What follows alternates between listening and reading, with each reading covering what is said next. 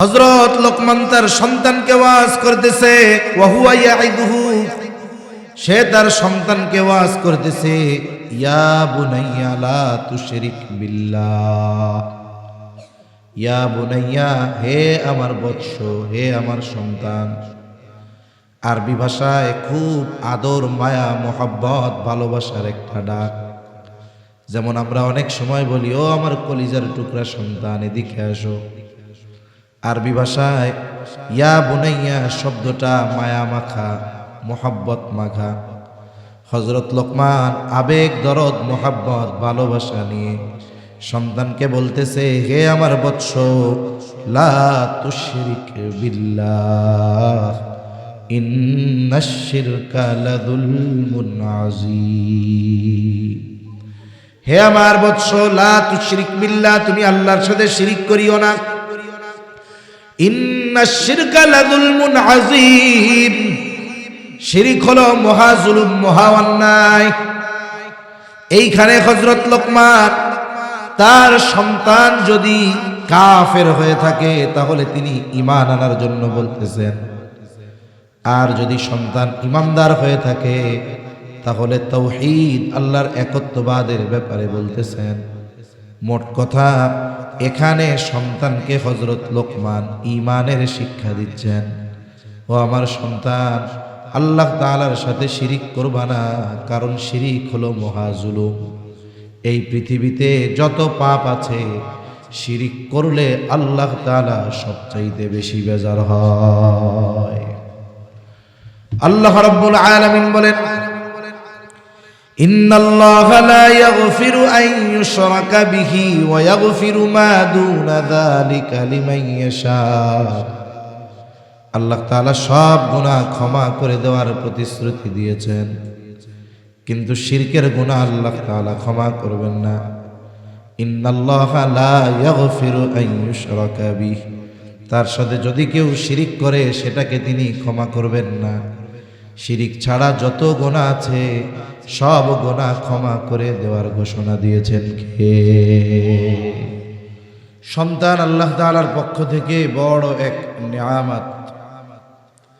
কিন্তু আফসোসের বিষয় হলো, কোন কোন মানুষ সন্তানকে এরকম মনে করে যে এটা আল্লাহ তাআলার একটা নিজাম, যে এখন আমি সুস্থ আছি, আমার শক্তি আছে, এই সময় আল্লাহ তাআলা আমাকে একটা ছেলে দিবে, আমি বুড়া হওয়ার আগে আগে একে বড় বানায়া ইনকামে লাগাইয়া দিব, আর বুড়াকালে আমি বসে থাকবো, ও ইনকাম করে খাওয়াবে। অনেকে সন্তানকে মনে করে এটা মনে হয় আল্লাহ প্রদত্ত, দুনিয়ায় যেন আমি ওর দ্বারা উপকৃত হতে পারি, এই জন্য আল্লাহ তাআলা দিচ্ছেন। মানে এক কথায় টাকার মেশিন, কি জানি আছে, এটিএম বুথ মনে করে। অথচ সন্তানকে যদি কোরআন সুন্নাহর আলোকে গড়ে তোলা হয় তাহলে এই সন্তান দুনিয়া আখিরাতের সম্পদে পরিণত হবে। অনেক জায়গায় অনেক মানুষের এরকম অভিযোগ যে সন্তানেরা মা বাবার সাথে অসৎ আচরণ করে, খারাপ ব্যবহার করে। সন্তান মা বাবার সাথে খারাপ আচরণ করার জন্য সন্তান যেমন দায়ী, যদি একটু পেছনের দিকে তাকানো হয় তাহলে দেখা যাবে অনেক অভিভাবকের অসচেতনতা। এই জন্য অনেক সন্তান সম্ভাবনাময়ী হওয়ার পরেও সে দেখা যায় লাইনচ্যুত হয়ে যায়। এজন্য আমাদের উচিত আমাদের সন্তানগুলোকে ওইভাবে গড়ে তোলা যাতে সে দুনিয়া আখিরাত উভয় জাহানে আমার আপনার জন্য সম্পদে পরিণত হয়। শুধু বার্ধক্যকালে যেন আমার জন্য কল্যাণকর হয় এমন নয়, বরং পরকালেও সে যেন আমার জন্য নাজাতের কারণ হয়। এজন্য এভাবে সন্তানদেরকে গড়ে তোলা দরকার। আমরা টাকা পয়সা অর্জনের জন্য, চাকরির জন্য কত লেখাপড়া শিখি। কোরআন সুন্নাহর মধ্যে সন্তান লালন পালনের শিক্ষাও আমাদের দেওয়া হয়েছে, যেটাকে আধুনিক পরিভাষায় প্যারেন্টিং বলে। এখন তো এগুলা টাকা দিয়েও মানুষে কোর্স করে অনেক সময়। কিন্তু ইসলাম কত সুন্দর, ১৫০০ বছর আগে এত সুন্দর ফর্মুলা দিয়ে রাখছে। ওইগুলো থেকেই একটু গবেষণা করে আধুনিক বিশ্বের মানুষগুলো সন্তান লালন পালনের পদ্ধতি আবিষ্কার করতেছে। অথচ আমরা মুসলিম, আমাদের কাছে কোরআন সুন্নাহর সুস্পষ্ট দিক নির্দেশনা থাকার পরেও আমরা কোরআন সুন্নাহর দ্বারা পরিপূর্ণ উপকৃত হতে পারতেছি না। এটা আমাদের ব্যর্থতা, এটা আমাদের কমজোরি, আমাদের গাফলতি। তা যাই হোক, সূরা লোকমান, আল্লাহ তাআলা হযরত লোকমানের তার সন্তানদেরকে করা কিছু উপদেশ এই আয়াতগুলোর মধ্যে বর্ণনা করেছেন। হযরত লোকমান নবী ছিলেন না, একজন প্রজ্ঞাবান ব্যক্তি ছিলেন। ওনার সময়কাল ছিল দাউদ আলাইহিস সালামের আগে। দাউদ আলাইহিস সালাম নবুয়াত পাওয়ার আগ পর্যন্ত উনি মানুষের মধ্যে মাসলা মাসাইল বর্ণনা করতেন। যত বড় হিকমতওয়ালা আর বুজুর্গ বা বড় আলেম থাকুক না কেন, যখন আল্লাহ তাআলা ওই এলাকায় কোনো নবী প্রেরণ করেন, শরীয়তের সকল সিদ্ধান্ত দেওয়ার ক্ষমতা আল্লাহ তাআলা তখন ওই নবীকেই প্রদান করে থাকেন। এজন্য দাউদ আলাইহিস সালামের নবুয়ত প্রাপ্তির পর হযরত লোকমান আর মানুষের মধ্যে মাসলা মাসাইল বর্ণনা করতেন না। এর আগে তিনি মানুষের মধ্যে ওয়াজ করতেন, মাসলা মাসাইল এগুলো বর্ণনা করতেন। তা হযরত লোকমান তার সন্তানকে কিছু বিষয়ের উপদেশ দিয়েছে। আল্লাহ তাআলার কাছে এই উপদেশগুলো খুব ভালো লাগছে। আল্লাহ সুবহানাহু ওয়া তাআলা এরপরে এই উপদেশগুলো জবুরের মধ্যে নাজিল করেন নাই, তাওরাতেও দেন নাই, ইনজিলেও দেন নাই। হযরত লোকমানের ওই সন্তানকে করা উপদেশগুলো আল্লাহ তাআলা উম্মতে মুহাম্মাদির জন্য কোরআনুল কারীমের মধ্যে দিয়েছেন। সুবহানাল্লাহ।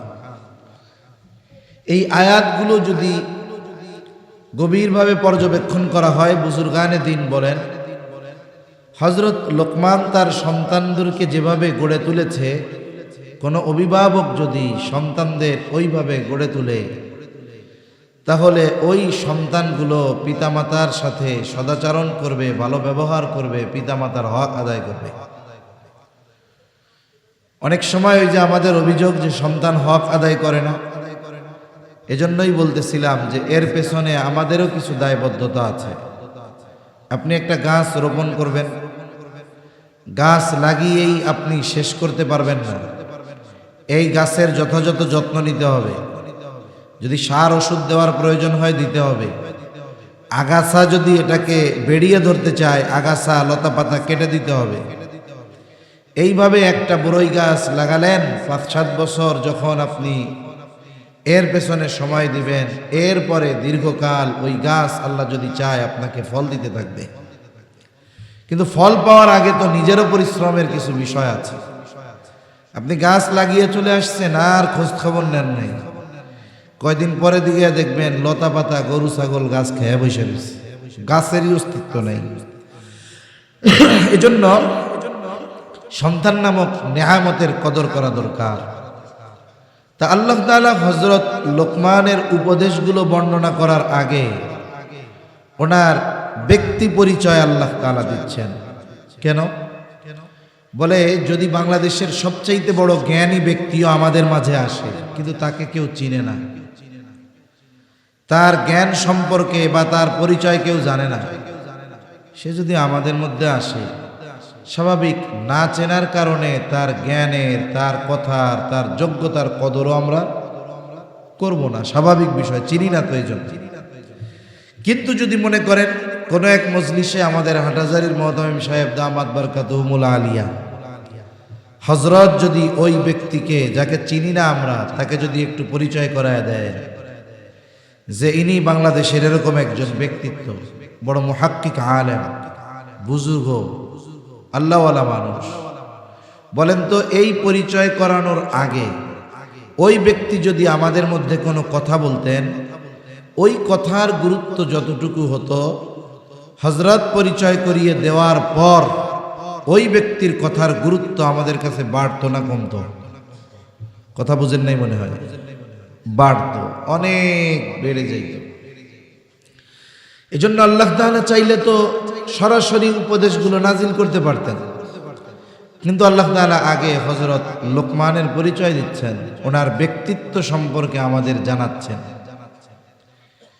এই হযরত লোকমান তাফসীরের মধ্যে আসছে উনি নবী ছিলেন না, উনি একজন প্রজ্ঞাবান জ্ঞানী ব্যক্তি ছিলেন।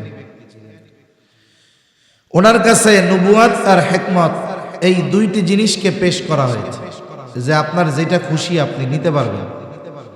আমাদের কাছে যদি একটা মোটামুটি দামি আর একটা বেশি দামি, একটা রূপা আর একটা স্বর্ণ, যদি এই দুইটা থেকে একটা আমাদের নিতে বলে, আমরা তো স্বর্ণটাই লুফিয়ে নিব, এটা দাম বেশি, এটা থাকলে লাভ বেশি।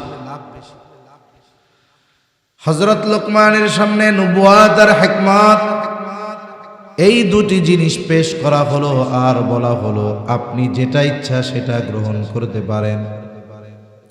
হযরত লোকমান নবুয়াত গ্রহণ না করে হিকমতকে গ্রহণ করলেন। জিজ্ঞাসা করা হলো, লোকমান, নবুয়াতের মতো মর্যাদাপূর্ণ বিষয় গ্রহণ করার সুযোগ থাকার পরেও কেন আপনি হিকমতকে গ্রহণ করলেন? হযরত লোকমান জবাবে বললেন, শোনো, আল্লাহ তাআলা যদি আমাকে নবুয়াত দিতে চাইতেন তাহলে আমাকে দুইটা জিনিস থেকে একটা বেছে নেওয়ার সুযোগ দিতেন না, সরাসরি আমাকে নবুয়াত দান করতেন। সাথে সাথে এই নবুয়াতের জিম্মাদারি পালনের জন্য যত ব্যবস্থাপনা দরকার সব ব্যবস্থাপনা যিনি গ্রহণ করতেন তিনি কে? আল্লাহ নিজে নবুয়াত দিলে ওই নবুয়াতি দায়িত্ব পালনে যত কিছু দরকার সবকিছুর ব্যবস্থা আল্লাহ করতেন। আর যদি আমি নিজের থেকে নবুয়াতের জিম্মাদারি নিতাম তাহলে নবুয়াতির জিম্মাদারি পালনে যদি কোনো ত্রুটি বিচ্যুতি হয়ে যাইত তাহলে আল্লাহ তাআলার সামনে আমাকে জবাবদিহিতার কাঠগড়ায় দাঁড়ানো লাগতো। কেন? বলে কোন জিনিসের দায়িত্ব নিজে চেয়ে নেওয়া আর কারো উপরে চাপায়া দেওয়া দুইটা জিনিস এক নয়। একজন যদি চেয়ে কোনো দায়িত্ব নেয়, মনে করেন আপনাদের কোনো বিষয়ের দায়িত্ব আমি যদি চাইয়া নেই যে দায়িত্বটা আমাকে দেন, এখন আপনারা তো আমার দায়িত্ব দিচ্ছেন কিন্তু এই দায়িত্ব পালনে আমি ফেল, তখন সবাই মিলে কি করবে? সবাই মিলে বলবে, আরে মিয়া পারেন না কাম কাজ করতে, আবার চাইয়া চাইয়া দায়িত্ব নেই। খোসা মারা কথা বলবে কি বলবে না? কিন্তু আপনারা সবাই মিলে যদি কোনো দায়িত্ব আমার উপরে জোর করে চাপায় দেন, আর আমি যদি বলি না না আমি নিব না, আপনারা দায়িত্ব চাপাই দিয়া বললেন আরে আপনি দায়িত্ব নেন, আমরা তো আছি। এখন মনে করেন ওই দায়িত্ব পালনে আমি ব্যর্থ হইলাম, আপনারা কিছু বলার আগে আমি উল্টা জোর গলায় বলবো দায়িত্ব দিছেন কেন? নিতে চাইছিলাম। তাহলে চেয়ে যদি দায়িত্ব নেওয়া হয় এক হিসাব, আর যদি দায়িত্ব দেওয়া হয় আর এক হিসাব।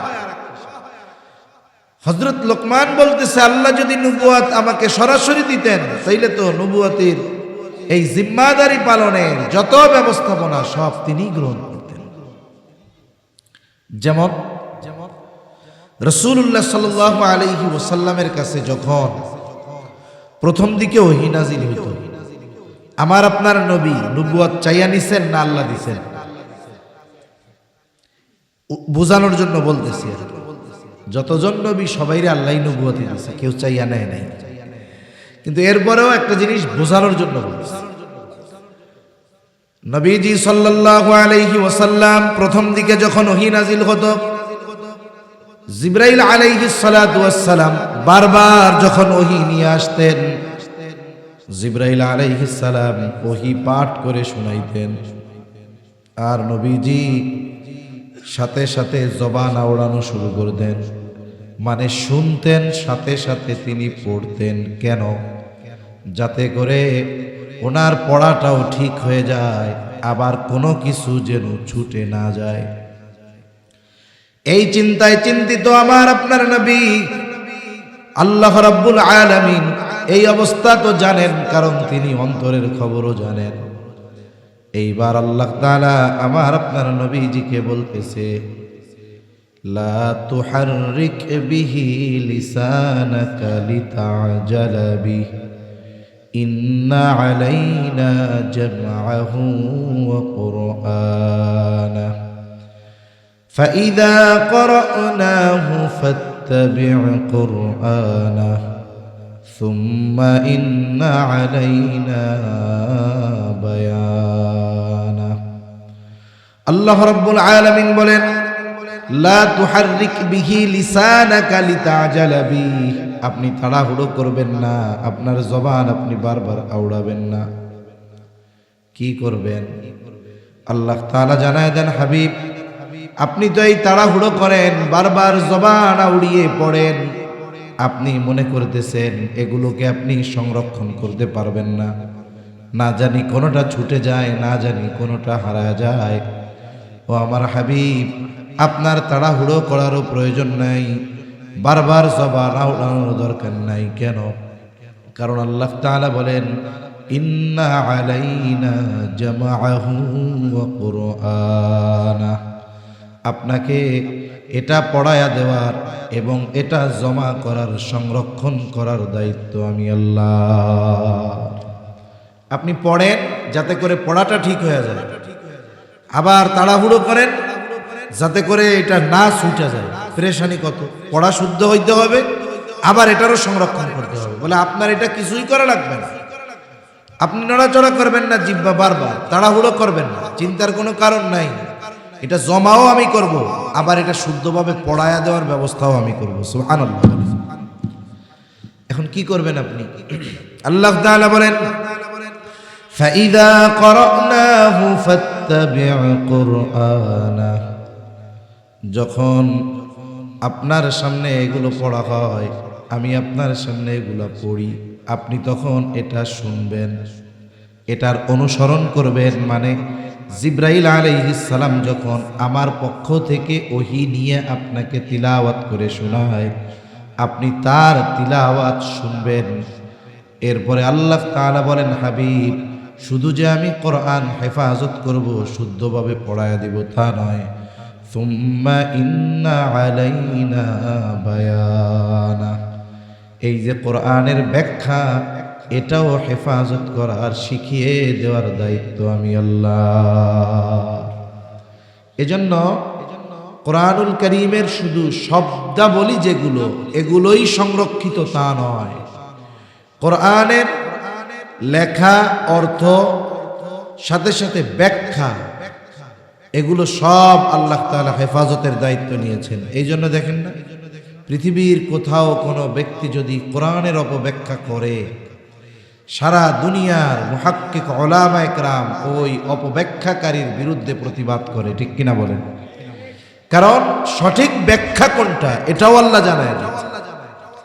তা যে কথার থেকে গেলাম, যে যখন আল্লাহ তাআলা কাউকে নবুয়ত দেন, ওই নবুয়তের জিম্মাদারি পালনের জন্য যত কিছু দরকার সব ব্যবস্থাপনা আল্লাহ তাআলাই করেন। হযরত লোকমান এই জন্য বলতেছে যে দেখো, আমি যদি নবুয়ত চাইয়া নিতাম এক হিসাব, কিন্তু যদি আল্লাহ দিয়ে দিতেন তাহলে তো সব কিছু ব্যবস্থাপনা আল্লাহ গ্রহণ করতেন। প্রত্যেকটা নবী পরিপূর্ণ হিকমতওয়ালা। হযরত লোকমান এই দৃষ্টিকোণ থেকে নবুয়ত গ্রহণ না করে হিকমত গ্রহণ করেছেন। উনি একজন প্রজ্ঞাবান ব্যক্তি ছিলেন। ওনার প্রজ্ঞাপূর্ণ কর্ম, কথা ওই জাহেলিয়াতের সময়ও লোকমুখে এটা ছিল, চলন ছিল। উনার ব্যাপারে তাফসীরে আসছে, শুরুতেই উনি এত সুখ্যাতি অর্জন করেছেন এমনটা নয়। উনি এক সময় ছাগল চড়াইতেন, ছাগল। একদিন হযরত লোকমানের মালিক মনিব এসে বলে, ও লোকমান, তুমি আমার জন্য একটা ছাগল জবাই করবা এবং ছাগলের সর্বোৎকৃষ্ট অংশ আমার সামনে হাজির করবা। হযরত লোকমান একটা ছাগল জবাই করলেন। ছাগলের হৃৎপিণ্ড আর জিহ্বা, এই দুটি অংশ নিয়ে তিনি মালিকের সামনে হাজির করলেন, রাখলেন। বলতেছে মনিব এই দুটা হলো সর্ব উৎকৃষ্ট অংশ। মনিব আবার নির্দেশ দিল লোকমান আর একটা ছাগল জবাই করবা, আর ছাগলের সবচেয়ে নিকৃষ্ট অংশ আমার সামনে হাজির করবা। হযরত লোকমান আর একটা ছাগল জবাই করলেন এবং হৃৎপিণ্ড আর জিহ্বা এই দুইটা অংশ নিয়ে আবার মালিকের সামনে হাজির হইলেন। মালিক বলে, লোকমান তুমি কি আমার সাথে মজা করো নাকি? সর্ব উৎকৃষ্ট অংশ আনতে বললাম, এই দুইটা এনেছো। সবচাইতে নিকৃষ্ট অংশ আনতে বললাম, এই দুইটাই আনছো। হৃৎপিণ্ড আর হলো জিহ্বা। এইবার হযরত লোকমান বলে, মনিব কারো যদি অন্তর আর জিহ্বা ভালো হয়ে যায় তার সব কিছু ভালো হয়ে যায়, আর যার এই দুইটা সে সবচাইতে খারাপ হয়ে যায়। এইরকম প্রজ্ঞাপূর্ণ কর্ম কথা ওনার জবান থেকে বাইর হইত। তা আল্লাহ তাআলা একটা সময় ওনার এত খ্যাতি দিয়েছেন, এখন তো ওয়াজের জন্য আয়োজন লাগে, ওয়াজ করার জন্য আয়োজন লাগে না, আবার সব আয়োজন হইলেও হয় না, চেহারাও অনেক পরিচিত দরকার হয়। এখন তো আমরা কোরআন হাদিসের জন্য ওয়াজ শোনার চাইতে আমরা ব্যক্তি নির্বাচন করে কথা শুনি। যাক, সেটাও যদি আল্লাহর জন্যই হয় তাহলে তো ভিন্ন কথা। ওয়াজের জন্য আয়োজন দরকার, লাইটিং, প্যান্ডেলিং, মাইকিং, কত কিছু লাগে, বসার ব্যবস্থা, কত জায়গায় খানার ব্যবস্থাও থাকে। এরপরেও মানুষ উদাসীন। কিন্তু হযরত লোকমান নিজের বাড়ির সামনে ওয়াজ করতেন পৃথিবীর বিভিন্ন প্রান্ত থেকে। ওই সময় তো এত আধুনিক সিস্টেম কল্পনাই করা যায় না, অথচ আল্লাহ তাআলা খ্যাতি কোথায় পৌঁছিয়ে দিয়েছেন। বিভিন্ন প্রান্ত থেকে পৃথিবীর হযরত লোকমানের বয়ান শোনার জন্য তার বাড়িতে যাইতো মানুষ। প্রত্যেক দিন নির্দিষ্ট সময় উনি ওয়াজ করতেন। একদিন শত শত মানুষ তার সামনে ওয়াজ করবেন তিনি। এর মধ্যে হঠাৎ একজন লোক দাঁড়ায় বলতেছে, আপনি ওয়াজ শুরু করার আগে আপনার কাছে আমার কিছু বিষয় জানার আছে। এইবার লোকটা প্রশ্ন করতেছে, আপনি কি সেই লোকমান যে এক সময় আমার সাথে ছাগল চড়াইতো, রাখালগিরি করত? সামনে হাজার হাজার ভক্ত। এখন সে যদি বলে হ্যাঁ আমি রাখাল ছিলাম, এটা তো তার প্রেস্টিজে লাগবে, এটা আমাদের চিন্তাধারা। কিন্তু হযরত লোকমান সাথে সাথে বললেন, হ্যাঁ আমি সেই লোকমান যে এক সময় ছাগল চড়ানোর কাজ করেছে। এবার বলতেছে, কোন কারণে আল্লাহ তাআলা আপনাকে এত সম্মান দিল? উনি কয়েকটা কথা বলেছেন, যে অহেতুক কথাবার্তা বর্জন করা, অহেতুক মজলিস বর্জন করা, এই ধরনের কয়েকটা বিষয়ের কথা উল্লেখ করে তিনি বলেন, আল্লাহ তাআলা এই কারণে হয়তো আমাকে এত সম্মান দান করেছে। অনর্থক কথা কাজ পরিহার করা, এগুলোর দ্বারা হয়তো আল্লাহ তাআলা আমাকে এই সম্মান দান করছে। এখানে একটা বিষয় শিক্ষণীয়, মূলত এই বিষয়ের কথাটাই আল্লাহ উল্লেখ করতেছে। একজন মানুষ হিকমত, জ্ঞান, ইলম এগুলাও নেয়ামত। আমরা তো বুঝি না, ওই যে বললাম শুরুতে যে টাকা পয়সাই আমরা শুধু নেয়ামত মনে করি, কিন্তু দ্বীনের বুঝ, ইলমের মতো দৌলত পাওয়া, এটা বড় এক নেয়ামত।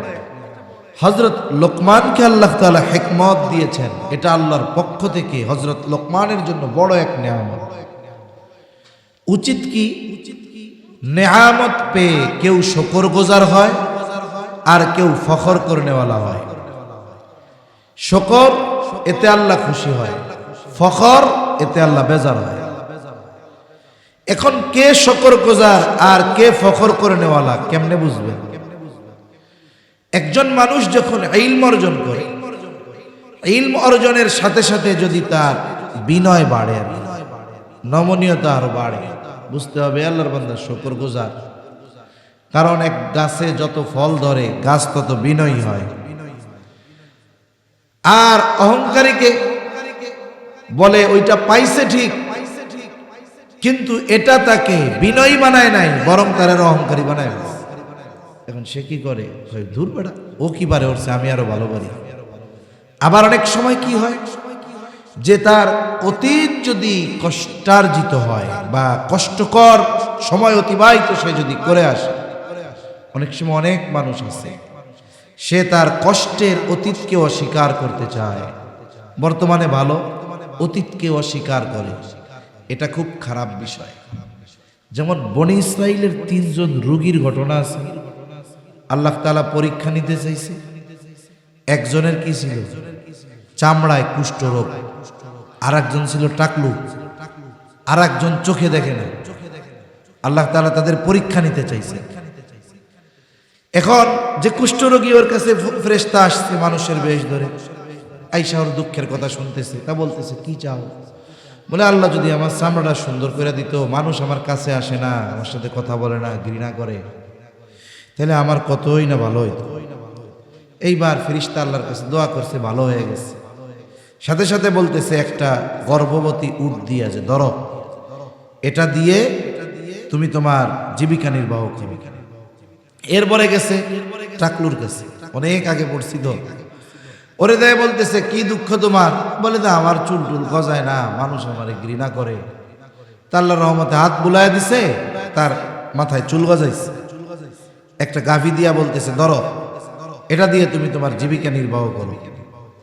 অন্ধের কাছে গেছে, সে দুঃখের কথা শুনছে, চোখেই যে দেখে না। তারপরে দোয়া করছে, চোখ ভালো হয়ে গেছে। এবার তার একটা ছাগল দিছে, এটা দিয়ে জীবিকা নির্বাহ করে। দীর্ঘদিন পর এখন সকলেই এস্টাবলিশড, গরু ও উটওয়ালা সেও কোটিপতি হয়ে গেছে, গরুওয়ালা কোটিপতি হয়ে গেছে। এখন তারা সাহেব হয়ে গেছে, মানুষ তাদের সম্মান করে। ছাগলওয়ালারও অনেক ছাগল হয়ে গেছে। আল্লাহ তাআলা আবার পরীক্ষার জন্য পাঠাইছে। ফেরেশতা মানুষের বেশ ধরে আইসা কইতেছে, ওই উট যারে দিছে তারে, ভাই আমি মুসাফির, বহু দূরে যাব, তা আমারে একটা উট দাও, যাতে আমি এটা বিক্রয় করে বা এটাতে চড়ে যাইতে পারি। না না না, উট টুট দেওয়া যাবে না। এখন কি, আরে তুমি ওই ব্যক্তি না যার কুষ্ঠরোগ ছিল, যারে কেউ চিনতো না, মানুষ তার সাথে কথা বলতো না, কিছুই ছিল না, আল্লাহ তোমার এইগুলো এক সময় দিছে। কে কইছে? আমার 14 পুরুষ দইরা ধনী। কথা বোঝেন না? কে কইছে? আমার আগের 14 পুরুষ দইরা ধনী, আমার বাপ দাদা জমিদার ছিল, আমি জমিদার বংশের পোলা। মিয়া ভাগো, চলে গেছে। যাওয়ার সময় বলে, তুমি যদি মিথ্যা বলে থাকো, আল্লাহ যেন তোমার আগের অবস্থায় ফিরাইয়া দেয়। এইবার পরের জনের কাছে গেছে, এইটারও একই আচরণ। ও বলে, ধর মিয়া, আমি কি এই গরুর মালিক আজকে থেকে নাকি? আমার 14 পুরুষ দইরা ধনী মিয়া, আমি জমিদারের পোলা। কি কয়, আমি টাকলা ছিলাম, কি ছিলাম? তুমি যদি মিথ্যা বলো, আল্লাহ যেন তোমার আগের অবস্থায় ফিরাইয়া দেয়। এই 2 জনরে তো আল্লাহ আগের অবস্থায় ফিরাইয়া দিছে। এইবার গেছে অন্ধের কাছে। অন্ধর কাছে যে অন্ধ ছিল, যাইয়া চাওয়া মাত্রই কয়, একটা কেন, যে কয়টা লাগে ওই কয়টা নেই। আরে আমার কিছুই ছিল না, আমার আল্লাহ আমাকে দিয়েছে। তুমি মুসাফির, তোমার যতগুলো লাগে তুমি নিয়ে যাও। ভাই না, একটাও লাগবে না। আল্লাহ তোমাদের 3 জনকে পরীক্ষা করার জন্য আমাকে পাঠাইছিল। ওরা 2 জন ফেল, ওরা আগের অবস্থায় গেছে গা। তোমার আচরণে আল্লাহ খুশি, আল্লাহ তোমারে আরো বরকত দিবে। এখানে কি শিক্ষণীয় বিষয় হলো? আগের 2 জন তাদের ওই অতীতকে অস্বীকার করেছে, আর এই জন তার অতীত অস্বীকার করে নাই, অতীতকে স্বীকার করে আল্লাহর কৃতজ্ঞতা প্রকাশ করেছে। বলেছে কিছুই ছিল না, আমার সব আল্লাহ। এজন্য সমাজে অনেক মানুষ আছে, এক সময় কিছুই ছিল না। মানুষের সামনে যদি বলে আপনার তো কিছু ছিল না, এখন তো আপনি 10টা ফ্যাক্টরির মালিক, কে কইছে? আমার দাদার আমলের থেকে আমরা ধনী, এরকম বলার লোক আছে না নাই? অতীত মনে করায় দিবেন, ও আপনার উপরে গরম হয়ে যাবে। ধর্মিয়া চুপ করো, বাপ দাদার থেকে ধনী হবে। এরা নাশকর গুজার। তাহলে হযরত লোকমানের যেই আচরণ ছিল ওই ব্যক্তির প্রশ্নের পরে, বলেন তো এটা কি শুকরগুজার বান্দার আচরণ নয়? কি শুকরগুজার বান্দার আচরণ? এজন্য আল্লাহ তাআলা হযরত লোকমানকে পরিচয় করায় দিচ্ছেন, ওয়ালাকাদ আতাইনা লুকমানাল হিকমাতা আনিশকুর লিল্লাহ। আল্লাহ তাআলা বলেন, ওয়ালাকাদ আতাইনা লুকমানাল হিকমা, আমি লোকমানকে হিকমত দান করেছি, আনিশকুর লিল্লাহ, যাতে সে আল্লাহর কৃতজ্ঞতা প্রকাশ করে। মুফাসসিরিন একরাম বুজুর্গানে দিন বলেন, এখানে মূলত আল্লাহ তাআলা বলতে চায় লোকমান হলো এমন একজন প্রজ্ঞাবান ব্যক্তি যে তার জ্ঞানের কারণে, ইলমের কারণে অহংকার করে নাই, বরং সে আমার শুকরগুজার বান্দাদের মধ্যে একজন। আল্লাহ তাআলা এইটা বুঝাইতে যাচ্ছে। এরপরে আল্লাহ তাআলা বলেন, ওয়া ইয়াশকুরু ফাইন্নামা ইয়াশকুরু লিনাফসিহি, যে নেয়ামতের শুকরিয়া আদায় করে সে সেটা নিজের জন্যই করে। ওমান কাফারা ফাইন্নাল্লাহা গনিয়্যুন হামিদ, আর যে নেয়ামতের নাশকরি করে, নেয়ামতের কুফরি করে, অকৃতজ্ঞ যে, তার জেনে রাখা দরকার ইন্নাল্লাহা গনিয়্যুন হামিদ, নিশ্চয়ই আল্লাহ তাআলা হলেন অমুখাপেক্ষী, সপ্রশংসিত এক মহান সত্তা। তার মানে আমরা যদি আল্লাহর কৃতজ্ঞতা প্রকাশ না করি, এতে আল্লাহর কোনো লস নাই। আর যদি আল্লাহ তাআলার কৃতজ্ঞ বান্দা হই, লাভ আমাদের। মূল বিষয়টা কি? যে হযরত লোকমান একজন প্রজ্ঞাবান ব্যক্তি, হযরত লোকমান একজন শুকরগুজার বান্দা। এই পরিচয় কোরআনুল কারীমে হযরত লোকমানের এই পরিচয় যিনি করিয়ে দিলেন তিনি কে? জোরে বলেন কে? আল্লাহ। হাটাজারির মুহতামিম সাহেব হুজুর দামাত বরকাতুহুল আলিয়া যদি এক ব্যক্তির পরিচয় করায় দেওয়ার কারণে তার কথা, কর্ম, ব্যক্তিত্বের মূল্যায়ন যদি আমাদের কাছে হয়ে যায়, যার পরিচয় স্বয়ং করিয়ে দিয়েছেন আহকামুল হাকিমিন, তাহলে সেই ব্যক্তির কথা, সেই ব্যক্তির কর্ম বা ওই ব্যক্তির ব্যক্তিত্ব সম্পর্কে আমাদের কতটুকু চিন্তা ভাবনা করা দরকার, আশা করি আপনারা কম বেশি বুঝতে পারছেন ইনশাআল্লাহ। এখন আসেন, এখন ওনার কথাটার মূল্যায়ন আমাদের কাছে বেশি হওয়া দরকার আগের চাইতে।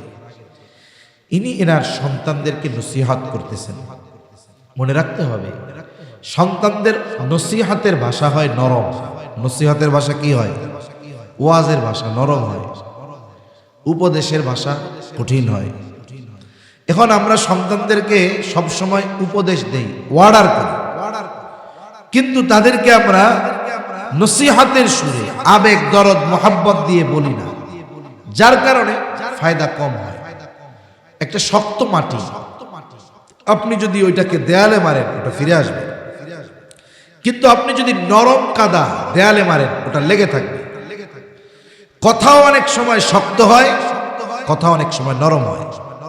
শক্ত কথা অনেক সময় মারার সাথে সাথে ফিরে চলে আসে, ওটাকে সে গ্রহণ করে না, ধারণ করে না, কারণ ও শক্ত, দেয়ালও শক্ত, কথাও শক্ত, একটা আর একটারে হিট করে আরো দূরে চলে যায়।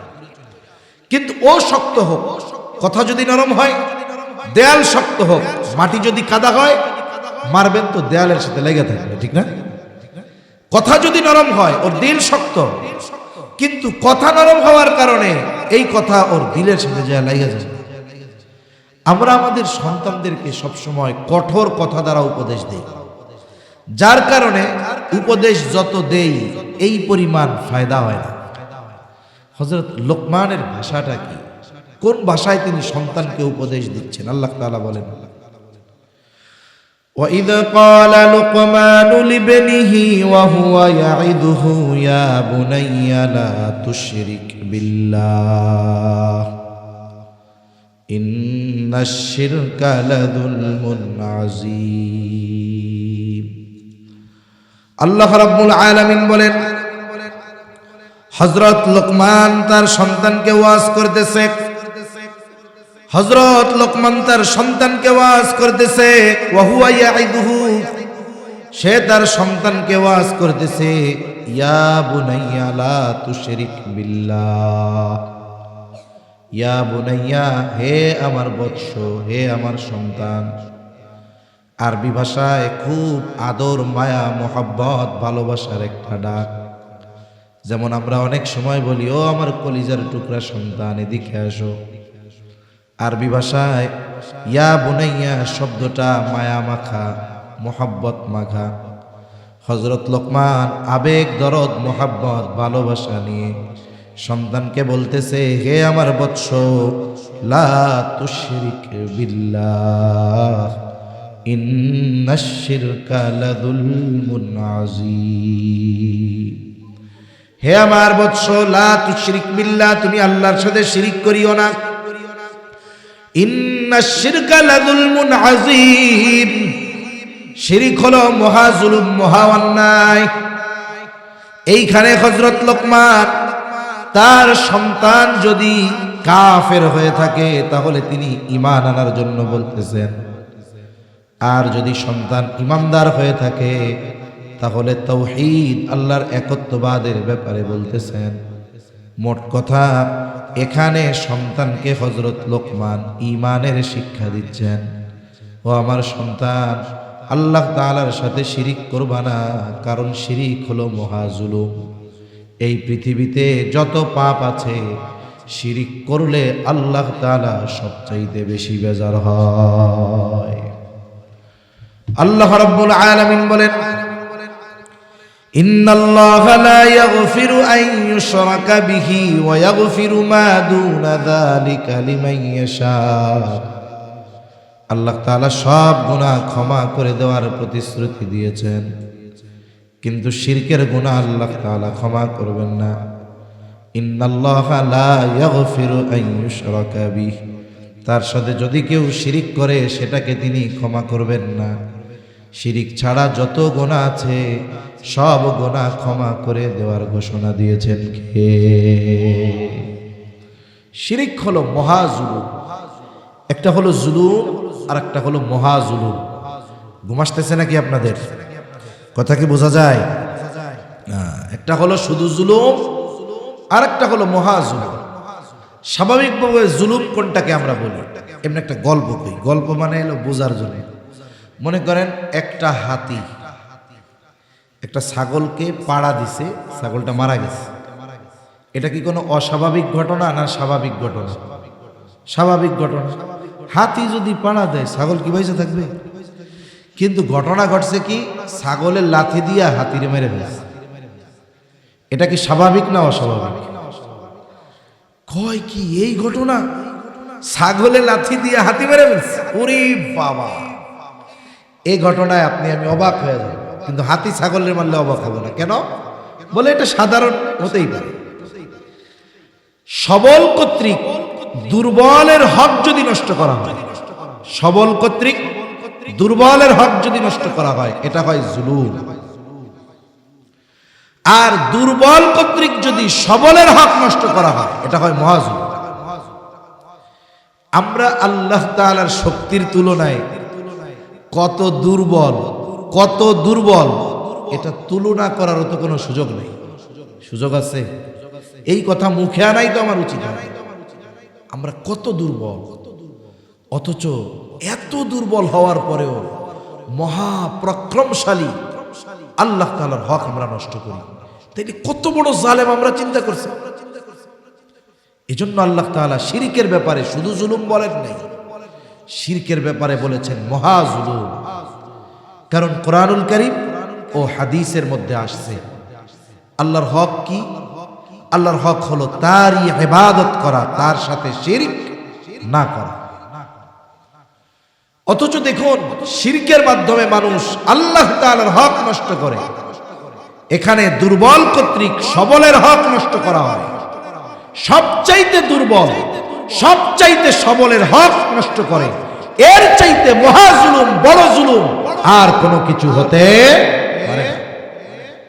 এই জন্য যারা শিরকের সাথে জড়িত একটু চিন্তা করেন, এরা কোন মানের পাপ করতেছে। একে তো পরে করে পাপ, ওইটারে আবার সওয়াব মনে করে, ওইটারে আবার ইবাদত মনে করে।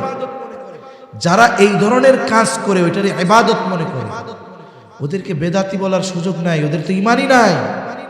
বেদাতের স্তর তো পার হয়ে গেছে। আল্লাহ তাআলা এই ধরনের সব মানুষকে সহি বুঝ দান করুন। এজন্য হযরত লোকমান সন্তানকে প্রথমে শিক্ষা দিয়েছেন ঈমানের শিক্ষা। আমরাও আমাদের সন্তানদেরকে দ্বীনের এই মৌলিক জিনিস ঈমান, যেটা কম্পালসরি আখিরাতে নাজাত পাওয়ার জন্য, আমরা আমাদের সন্তানদেরকে ঈমানের শিক্ষা দিব তো ইনশাআল্লাহ।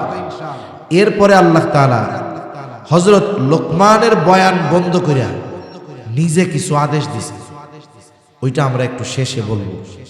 আগে আসুন সন্তানদের ব্যাপারে আমাদের কি করণীয়। 2 নম্বর, হযরত লোকমান সন্তানকে উপদেশ দিচ্ছেন আল্লাহ তাআলার কুদরতের ব্যাপারে, ক্ষমতার ব্যাপারে অথবা আকীদার ব্যাপারে। আল্লাহ তাআলার ক্ষমতা কেমন?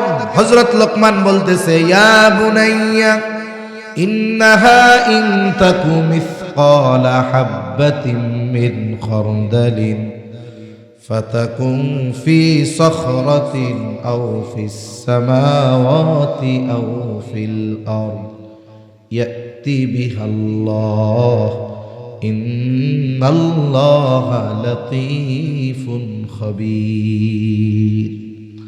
হযরত লোকমান তার সন্তানকে বলে, হে আমার সন্তান, ইন্নাহা, হা দ্বারা উদ্দেশ্য হলো তোমার ওই আমল। মুফাসসিরিনে কেরাম বলেন, হতে পারে আমলটা ভালো, হতে পারে আমলটা মন্দ। আমলটা ভালো হোক আর মন্দ হোক, তোমার ওই আমলটা ইন তাকু মিসকালা হাববাতিন মিন খারদাল, যে আমলটা তুমি করেছো আর আমলটার পরিমাণ হলো সরিষা দানার মতো, তাহলে তোমার ওই আমলটা, যেই আমলটা সরিষা দানা পরিমাণ হোক, তা ভালো বা মন্দ, এই আমলটা তুমি কোথায় করছো? বলে ফাতাকুন ফি সখরা, যদি পাথরের মধ্যেও করে থাকো, আও ফিস সামাওয়াত, আসমানেও যদি করে থাকো, আও ফিল আরদ, জমিনেও যদি করে থাকো, আসমানে করো, জমিনে করো, আর পাথরের মাঝে করো, সরিষা দানা, ওই আমলটা কিয়ামতের দিন যিনি হাজির করবেন তিনি কে? এই আয়াতের তাফসিরে হযরত আনাস রাদিয়াল্লাহু তাআলা আনহু বলেন, রাসূলুল্লাহ সাল্লাল্লাহু আলাইহি ওয়াসাল্লাম বলেছেন, যদি কেউ এমন কোন পাথরের মধ্যে আমল করে, বলে কেমন পাথর? বলে যেই পাথরের দরজাও নাই, জানালাও নাই, পাথরের ভেতরে যাওয়ার ব্যবস্থা যদি না থাকে, বাইর হবে কেমনে? কিছুই নাই। এই অসম্ভবকে সম্ভব করেও যদি কোনো ব্যক্তি ওই পাথরের মধ্যে আমল করে, বলে তার ওই আমলটা যদি সরিষা দানা পরিমাণ হয়, ওই আমলটা সরিষা দানা পরিমাণ নয়, বরং তার চাইতেও যদি ক্ষুদ্র হয়, কিয়ামতের দিন শুধু ওই আমল না, ওই আমল করনেওয়ালাকে তার আমল সহ হাজির করবেন কে? আল্লাহ তাআলা কোরআনুল কারীমের মধ্যে বলেন, ওয়ানাযউল মাওয়াজিনাল কিসতা লিয়াউমিল কিয়ামাতি ফালা তুযলামু নাফসুন শাইআ ওয়া ইন কানা মিসকালা হাববাতিন মিন খারদালিন আতাইনা বিহা কাফা বিনা হাসিবিন। আল্লাহ তাআলা বলেন, আমি কিয়ামতের দিন ন্যায় বিচারের আদালত প্রতিষ্ঠা করব। মাওয়াজিনাল কিসতা লিয়াউমিল কিয়ামাহ ফালা তুযলামু নাফসুন শাইআ। আল্লাহ তাআলা জানায় দেন, সেই দিন কারো উপরে কোনো বিচার করা হবে না, জুলুম করা হবে না, যে যেটা প্রাপ্য সেটাই তাকে দেওয়া হবে।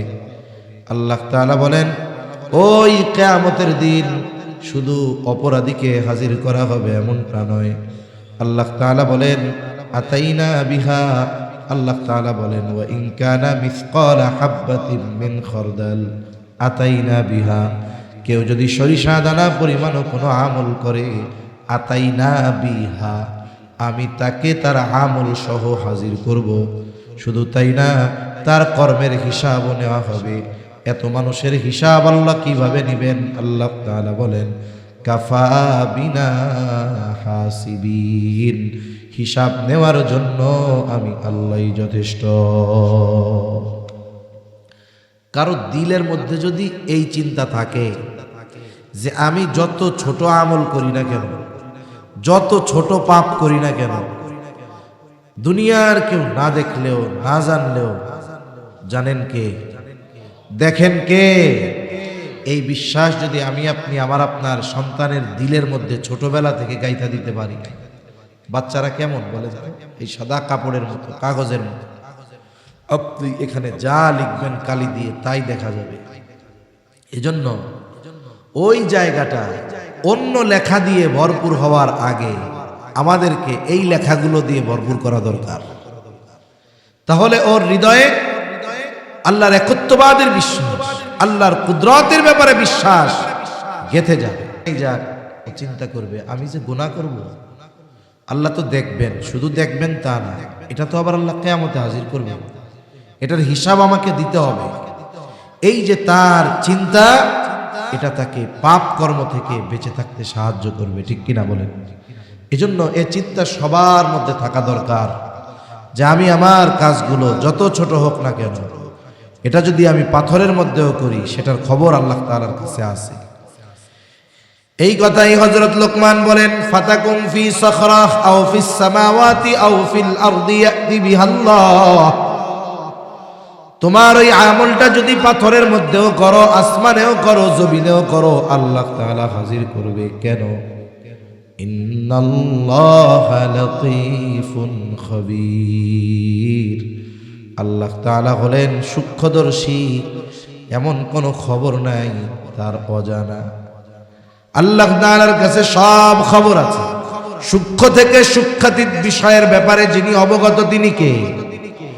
মহাসমুদ্রের মধ্যে বলা হয় সবচাইতে গভীরতম জায়গা, যে জায়গা প্রায় 13-14 কিলোমিটার গভীর। সূর্যের আলো যত প্রখর হোক না কেন, 300-400 মিটারের নিচে আর সূর্যের আলো যায় না। এরপর থেকে আমাবস্যার অন্ধকারের চাইতেও অন্ধকার, একেবারে সমুদ্রের তলদেশে ওই জায়গায় নিমেষ কালো অন্ধকার, ওর মধ্যেও সমুদ্রের তলদেশে কিছু প্রাণী চলাচল করে। বলে কিছু প্রাণী তো এত ক্ষুদ্র যেটা মানুষ তার চোখ দিয়া দেখতে পারে না, মাইক্রোস্কোপ লাগায়া দেখতে হয়। বলে আমার আপনার রব এমন সূক্ষ্মদর্শী, এমন দেখনেওয়ালা, এমন শ্রবণ করনেওয়ালা, বলে যেইটা আমি আপনি চোখ দিয়াও দেখতে পারি না, ওই প্রাণীটা চলে, ওটাকেও যিনি দেখেন সাথে সাথে ওই রব ওই প্রাণীর চলাচলের আওয়াজটাও মালিক শুনতে পায়। কই যাবেন? ওয়াহুয়া মাকুম আইনামা কুনতুম, আছে সব সময় রব আমার আপনার সাথে। আমি আপনি এই পৃথিবীর কোনো জায়গা নাই যেই জায়গা গিয়ে পাপ করলে আল্লাহ দেখবে না, আছে নাকি এরকম? নাই। এই চিন্তা, এই বিশ্বাস আমাদের মধ্যে যদি ঢুকানো যায়, সন্তানদের মধ্যে যদি ঢুকানো যায়, দেখবেন এর চরিত্রগত উন্নত, কত শীর্ষ পর্যায়ে আস্তে আস্তে ওর চরিত্র উন্নত হয়, এটা কল্পনাও করা যাবে না। এজন্য মানুষ উত্তম চরিত্রের অধিকারী কে হয় দেখবেন না, যে যত মুত্তাকি। আপনারা তো বাংলাদেশের সব আছে, এ লাইনের লোক আছে, বি লাইনের লোক আছে, ঠিক না? সব বড় বড় চট্টগ্রামে আছে। তাকওয়ার লাইনেও যারা, সম্পদের লাইনে, পাপের লাইনে, শিরকের লাইনে, সব বড় বড় গুলো আছে না চট্টগ্রামে। যেহেতু বাংলাদেশের শীর্ষস্থানীয় বুজুর্গ ওলামায়ে কেরাম আপনাদের চট্টগ্রামে আছে, এনাদের দিকে খেয়াল করবেন। যে যত তাকওয়ার দিক দিয়ে শীর্ষে, তার চারিত্রিক দিক দিয়ে তিনি তত তত উচ্চতায়। আল্লাহ সুবহানাহু ওয়া তাআলা আমাদের সব কিছুর ব্যাপারে তিনি জানেন। এই শিক্ষা আমাদের সন্তানদের দিতে হবে। এরপরে হযরত লোকমান সন্তানদেরকে ইবাদতের শিক্ষা দিচ্ছেন। ইবাদত, হযরত লোকমান বলেন, ইয়া বুনাইয়া আকিমিস সালাতা ওয়া আমুর বিল মা'রুফি ওয়ানহা আনিল মুনকার ওয়াসবির আলা মা আসাবাকা ইন্না যালিকা মিন আজমিল উমুর। হযরত লোকমান এবার সন্তানকে বলে, আমার বৎস, আকিমিস সালাহ, নামাজ কায়েম করো। সাথে সাথে সামাজিক ইবাদতের কথা শিক্ষা দিচ্ছেন যে ওয়া'মুর বিল মা'রুফি ওয়ানহা আনিল মুনকার, ভালো কাজের আদেশ করো, অসৎ কাজের নিষেধ করো। মনে রাখতে হবে, আপনার টাকা আছে, ক্ষমতা আছে, 6 মাস পর পর উমরায় যান, বছরে বছরে হজে যান, কিন্তু আপনার টাকাও আছে, ক্ষমতাও আছে, সামাজিকভাবে অন্যায় হয়, অপরাধ হয়, এটা আপনি প্রতিহত করেন না, মানুষকে ভালো কাজের আদেশ দেন না, অসৎ কাজ থেকে ফিরায় রাখেন না। মনে রাখতে হবে, আপনাকে আমাকে এই কারণে কিয়ামতে আল্লাহর সামনে জবাবদিহিতার কাঠগড়ায় দাঁড়ানো লাগবে। এই উম্মত শ্রেষ্ঠ উম্মত, আমরা হলাম শ্রেষ্ঠ উম্মত। কিসের ভিত্তিতে? মানুষ আশরাফুল মাখলুকাত, সৃষ্টির শ্রেষ্ঠ জীব, কিন্তু যেটার ঈমান নাই ওইটাও তো মানুষ। ওর অবস্থা তো আল্লাহ কোরআনে জানায়া দিছে, চতুষ্পদ জানোয়ারের চাইতে ওইটা খারাপ। এই উম্মত শ্রেষ্ঠ উম্মত কিসের ভিত্তিতে, কখন এই শ্রেষ্ঠত্ব অর্জন হবে? আল্লাহ তাআলা বলেন, কুনতুম খায়রা উম্মাতিন উখরিজাত লিন-নাসি তা'মুরুনা বিল মা'রুফি ওয়া তানহাউনা আনিল মুনকার ওয়া তু'মিনুনা বিল্লাহ। কুনতুম খায়রা উম্মাহ, তোমরা শ্রেষ্ঠ উম্মত, উখরিজাত লিন-নাস, তোমাদেরকে মানুষের জন্য বের করা হয়েছে, তার মানে মানুষের কল্যাণের জন্য। কিসের মধ্যে কল্যাণ? সেই কল্যাণকর কাজটা কি? তা'মুরুনা বিল মা'রুফ ওয়া তানহাউনা আনিল মুনকার, ভালো কাজের আদেশ করা আর অসৎ কাজের নিষেধ করা। আল্লাহ তাআলা বলতেছে, তা'মুরুনা বিল মা'রুফ, তোমরা সৎ কাজের আদেশ দাও, ওয়া তানহাউনা আনিল মুনকার, মন্দ কাজ থেকে মানুষকে বিরত রাখো।